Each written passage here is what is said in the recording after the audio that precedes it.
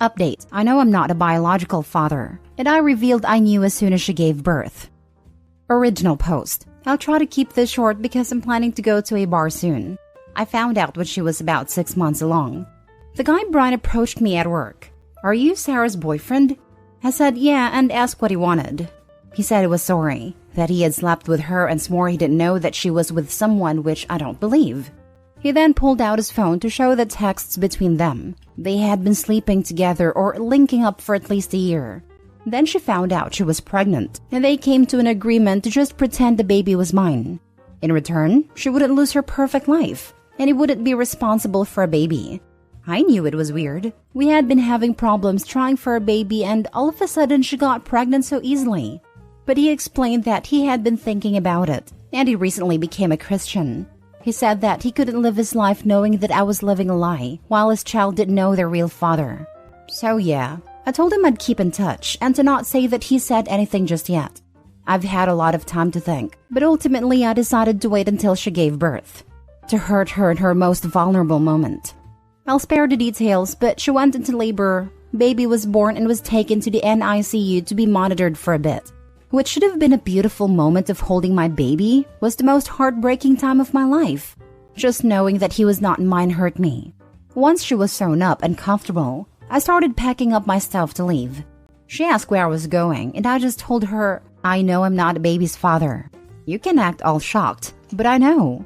Just ask Brian to come, and positive he'll sign a birth certificate. Then I left. She's been calling my phone over and over, even sending texts as I type this. It has even gotten her sister to call me a few times.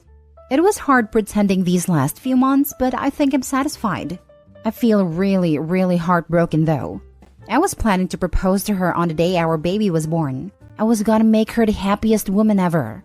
Oh well, I'm going to go get drunk now.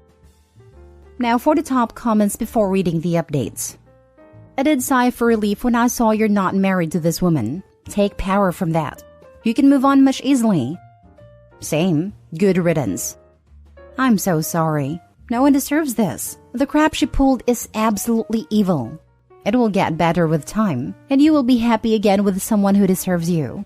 Go ahead and let her and Brian deal with the situation on their own. Shoot, I'm relieved he didn't sign a birth certificate. Some states consider him the actual father at that point. Get a DNA test just to be 100% sure the child isn't yours. But you did the right thing leaving her. Make sure you have the text from Brian so she can't twist the narrative. Edited to add. You also need a DNA test so she can't put you in child support. Because if you're in the USA, it'll be hell to get you off it once the courts deem you the father. I'm like 110% sure that's not my kid just from looking at him. But I'll get the test. I get that, but it's just be on the safe side. You wouldn't want to find out 10 years later that it's yours. And you missed out on all the time and moments with a child. It won't hurt having something definitive that says you aren't the father. I plotted revenge against my ex-husband when I found out he was cheating on me when I was pregnant with our son. It felt good in the moment to stick it to him by telling the husband of his mistress what went on, but I was still miserable. It's been 3 years and I'm still in therapy for what I did. Best of luck, Opie. I hope you get therapy too. Cheaters are disgusting monsters. They truly deserve all the misery they encounter. They don't care that their actions can even create trauma in the victims. I hope you get better soon, and that the teeth and hair of this disgusting cheater rot and fall out. Now for the first update. Head hurts, but I'm home and safe. I wasn't really expecting this to gain as much traction as it did, but I'll clear up a few things. Brian is going to be in the baby's life if it's his. I don't care what anyone says. I'm sure the kid isn't mine. I'll go get tested, but me and Brian have been in contact since last night and there isn't a doubt in my mind. For those of you calling me a psychopath or whatever, I don't really care. You'll all forget about this post in a day anyway, while I'll have to live with this crap for the rest of my life. What I did wasn't amazing, but I don't care. All I ever did was treat her amazing, and this is how she pays me back.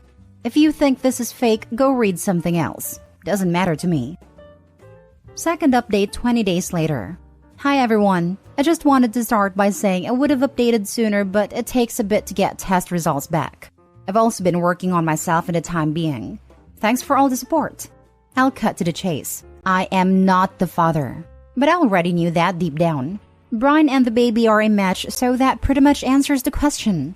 He is very excited to be a dad, even despite the circumstances. We've kept in touch this whole time, and he's actually a really great guy. Goes to church now, volunteers at shelters, etc. I'm not sure if we'll continue to stay in touch after this, but I wouldn't mind getting a drink with him every once in a while. I hope the kid does great in life. He should, with Brian as his dad. As for Sarah, around the time I posted, she had asked Brian to be with her officially since there was nothing to hide.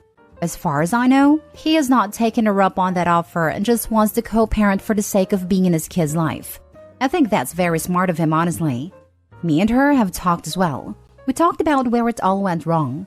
She felt as though I wasn't there for her fully and just felt unfulfilled, which I understand. I wasn't always the best guy, but I treated her the best I could. I guess it just wasn't meant to be. She started crying and I did give her a hug, but I made sure she knew it wasn't because I cared about her. She's offered to stay friends and for me to visit if I want, but I declined. I'm not really interested in keeping up with her and her kid, but I did give her the stuffed animal I was planning to give our kid someday as a gift.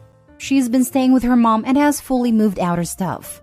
She asked me to keep her number, but I blocked her the same day she finished moving out. So it's just me now. I'm not gonna lie, my heart has been super heavy. But I think I'll be okay. There's a cute girl at my work and we've been talking. She's a single mom and has been awesome so far. I explained that I wanted to go slow because of my recent breakup, and she understands. We've hooked up once or twice, nothing serious yet.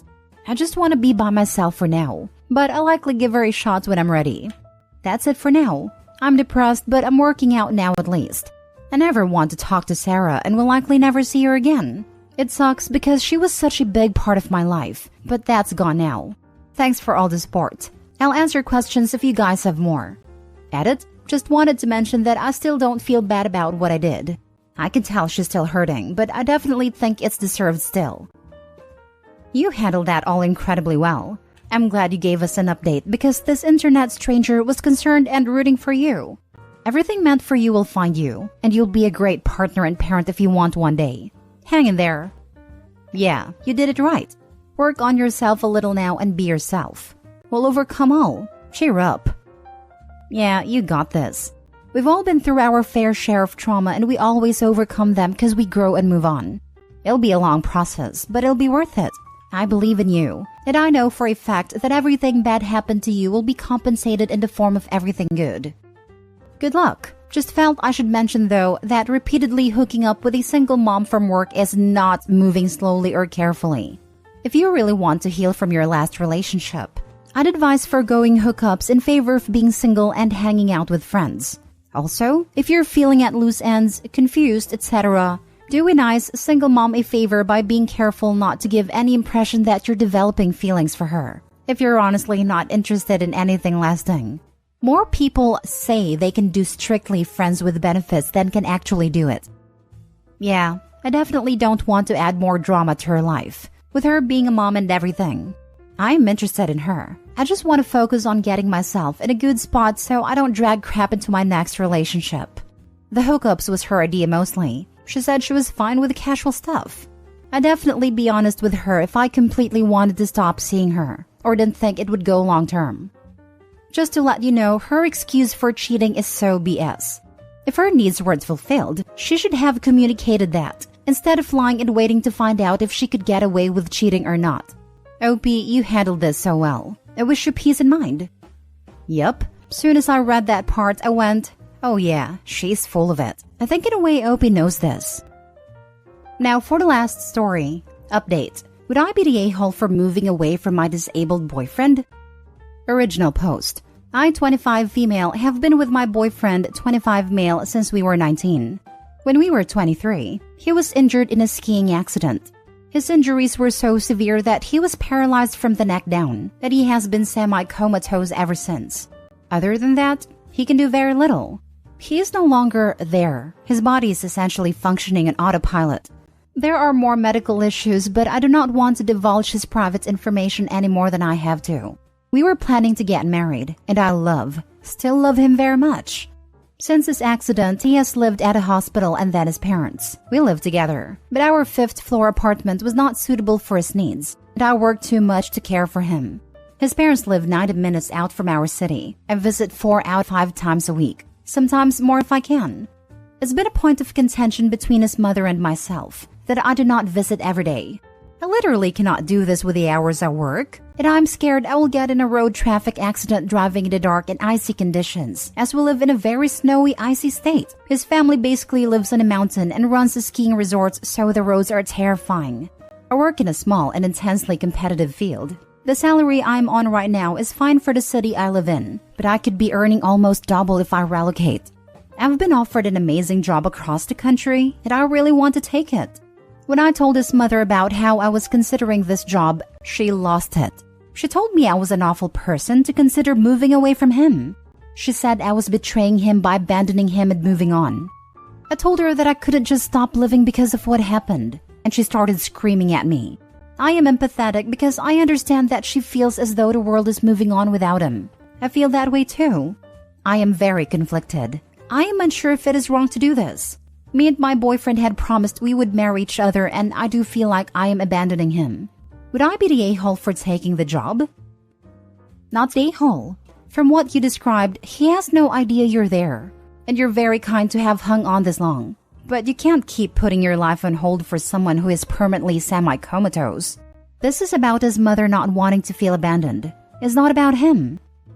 To be honest, his parents are cruel for keeping him on life support. A good reminder that everyone should have an advance directive, even if you're 23 years old. Not the a-hole. I doubt your boyfriend would want you to give up on your dreams. This here. Anyone who truly loves you wouldn't want to hold you back. Your boyfriend's mother is grieving. It is especially hard to grieve when they are still technically alive. I've worked in neurodisability, and it's one of the hardest things about brain injuries. You lose your loved one twice. The first loss is when they have their injury and change, either through becoming a different person due to the brain injury or through never fully waking up, coma, minimally conscious state, or vegetative state. It sounds like your boyfriend is in a persistent disorder of consciousness and will not come back to who he was before. So while he is still here, you have to grieve his loss. The second loss is when they do eventually pass, which can be fairly quickly or many years from now. I can see that you have empathy for what your boyfriend's mother is going through, and that is what is difficult. And I imagine there is some guilt from yourself as well, which is completely normal. You planned a life with someone who isn't really there anymore, and now you need to decide what is best for you. Your boyfriend is being taken care of, and if what you need to do for yourself is to move on, then that is what is the right thing to do. I would suggest speaking to a therapist about these feelings before and after any decisions are made, to work through your feelings and the inevitable fallout of any decisions you make. No matter what you chose, there will be issues and difficulties. I wish you all the best, Opie. I'm sorry you are having to deal with this loss and having to make such difficult decisions. Not the a-hole.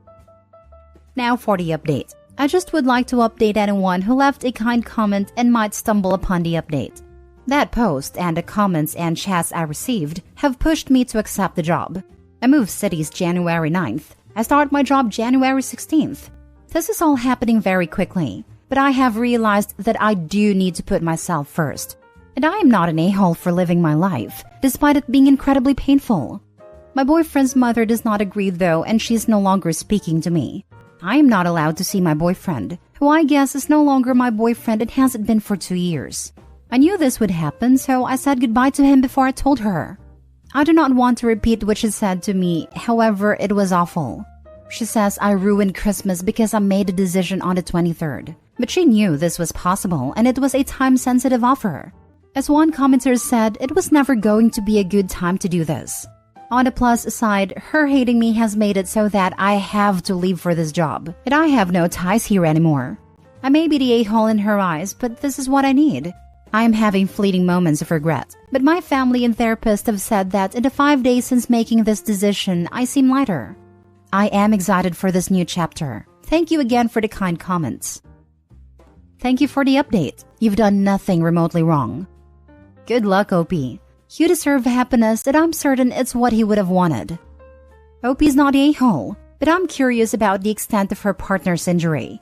She described him as comatose and doesn't include any dialogue with him. Is there brain damage? What is the prospect of his recovery? Was the mom mad because she hoped Opie would be his full-time caregiver someday? He is paralyzed from the neck down, and his brain is very damaged. His doctors have repeatedly described him as gone. His brain is basically just keeping the body functional enough, and no chance of meaningful recovery.